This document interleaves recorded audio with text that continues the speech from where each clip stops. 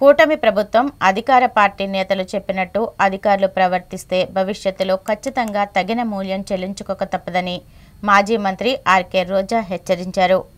కూటమి ప్రభుత్వం అధికార పార్టీ నేతలు చెప్పినట్టు అధికారులు ప్రవర్తిస్తే భవిష్యత్తులో ఖచ్చితంగా తగిన మూల్యం చెల్లించుకోక తప్పదని మాజీ మంత్రి ఆర్కే రోజా హెచ్చరించారు. చిత్తూరు సబ్ జైల్లో ఉన్న వైసీపీ నాయకులను ఆమె పరామర్శించారు. అనంతరం ఆమె మీడియాతో మాట్లాడుతూ ఏపీలో రెడ్ బుక్ రాజ్యాంగం అమలు చేస్తూ రాజ్యాంగ విరుద్ధంగా తప్పుడు కేసులు పెడుతున్నారని ధ్వజమెత్తారు. వైసీపీ నాయకులు కార్యకర్తలపై కేసులు పెట్టి కూటమి ప్రభుత్వం కుట్ర రాజకీయాలు చేస్తోందని ఆగ్రహం వ్యక్తం చేశారు. వైసీపీ నాయకులకు బెయిల్ వచ్చేలోపు మరో కేసు పెట్టి ఇబ్బందులు పెడుతున్నారని దుయ్యబడ్డారు. లోపల ఇంకో పోలీస్ స్టేషన్ లో ఇంకో కేసు పెట్టి మళ్లీ ఇంకో కోర్టుకు తీసుకెళ్తాం. అక్కడి నుంచి బయటకు వస్తే మళ్లీ ఇంకో కోర్టులో కేసు పెట్టి ఇంకో చోటుకు తీసుకెళ్తాం. ఇది మనం కళ్ళారా పోసాని కృష్ణమురళి కేసులోనే మనం చూస్తున్నాం. అలా చాలా మంది మీద కూడా జరుగుతున్న విషయాన్ని ప్రజలు తెలుసుకోవాలి.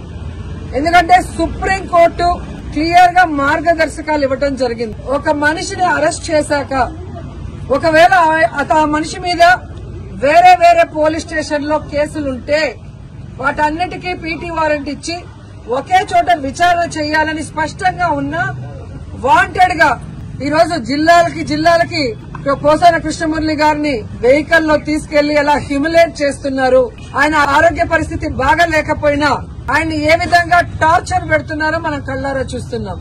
అంటే సుప్రీంకోర్టు ఇచ్చిన మార్గదర్శకాలకు కూడా తిలోదకాలు ఇచ్చి ఈ రోజు అధికార పార్టీ వాళ్ళు చెప్పినట్టుగా అధికారులు నడుచుకోవడం చాలా దురదృష్టకరం. ఈ రోజు వాళ్ళకి నేను సూటిగా చెప్తున్నాను, అధికారులకి అధికార పార్టీ చెప్పిందని మీరు ఈ విధంగా సుప్రీంకోర్టు మార్గదర్శకాలకి తిలోదకాలు ఇస్తే ఈ రోజు మా పార్టీ నాయకులు ఇబ్బందులు పడొచ్చు. కానీ భవిష్యత్తులో రాబోయేది వైఎస్ఆర్ కాంగ్రెస్ పార్టీ.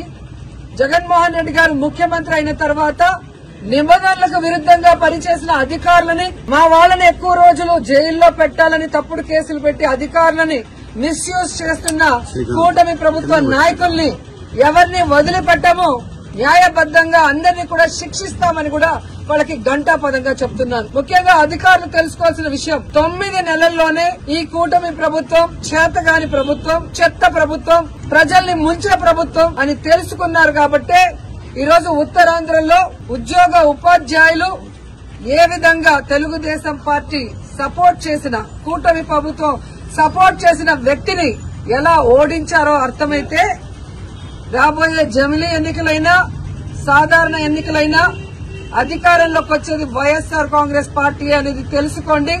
ఇకనైనా అధికారులు మీరు ఏదైతే న్యాయబద్దంగా చేయాలో అలా చేయాలి. అంతేగాని మీరు మితిమీరిన ఉత్సాహంతో చేస్తే మాత్రం చాలా బాధపడే రోజులు వస్తాయని కూడా తెలియజేసుకుంటున్నాను.